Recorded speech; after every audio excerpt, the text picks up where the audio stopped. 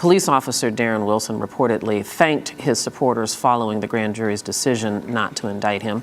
His attorney said the jurors understood that Wilson followed his training and the law and did everything in accordance with regulations that govern police procedures in Missouri. Malik Aziz is the deputy chief of the Dallas Police Department and chairman of the National Black Police Association, and he is joining us on the phone from Dallas. Malik, welcome to Arise America. Thanks so much for being here with us. Well, good to have you. I appreciate you for having me. Yeah, you know what, you've had a chance to follow this, I'm sure, in the news, and maybe even read some of the testimony that Darren Wilson, the police officer who shot the unarmed black teen, Michael Brown Jr., and based on what you understand to be the circumstances leading up to Mike Brown getting shot, does it seem to you that Darren Wilson followed what could be considered standard procedure for law enforcement when using deadly force? I've listened to a lot of news and had a chance to read a couple of excerpts, but I'm not so sure. I don't think the picture was clearly painted about when he disengaged and what are the actions that he took. Well, let's take a step back then. Excuse me for interrupting you, Malik, but then let's take a step back and then explain to us, help the regular American folk like me understand what are the circumstances that does warrant the use of deadly force by a police officer? Well, if that officer is in fear of his own life or the life of another person, then he's authorized to take deadly force. With a lot of other, variables are different from state to state, but usually it is an officer who's in fear of his life or another person's life where he's able to take deadly force.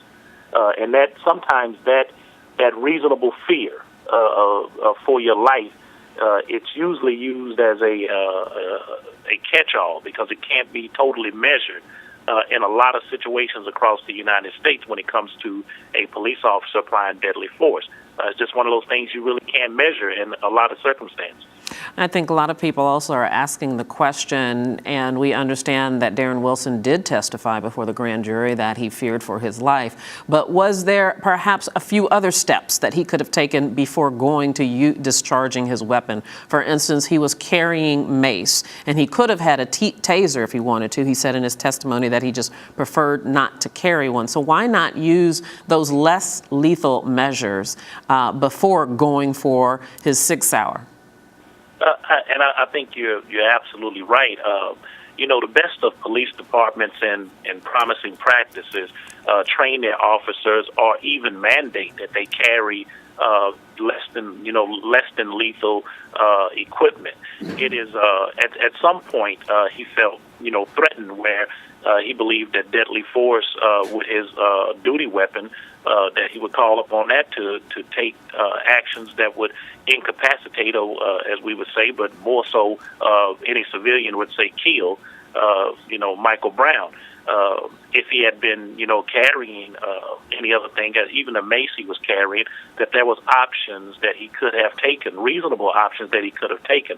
But I'll be clear, in many departments, that reasonable option, it's just what it is. It's an option. Mm-hmm. It's not mandatory.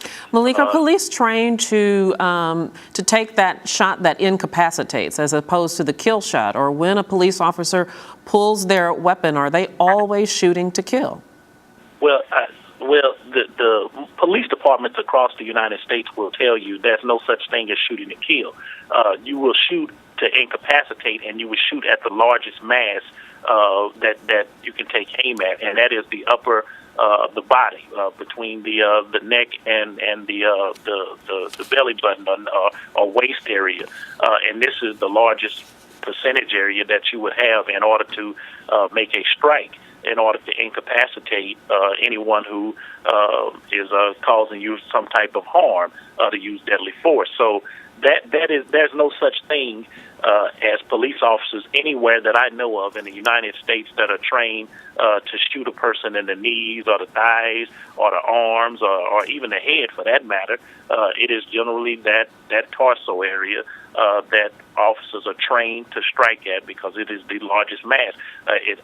Unfortunately, it also happens to be the most critical mass because it holds many of the vital organs that once they're punctured, your chances of survival are greatly diminished. And that's just training across regular police training across the United States. Okay, we're going to have to leave it right there, but thank you for illuminating this for us a bit. Malik Aziz, thank you so much. Oh, thank you.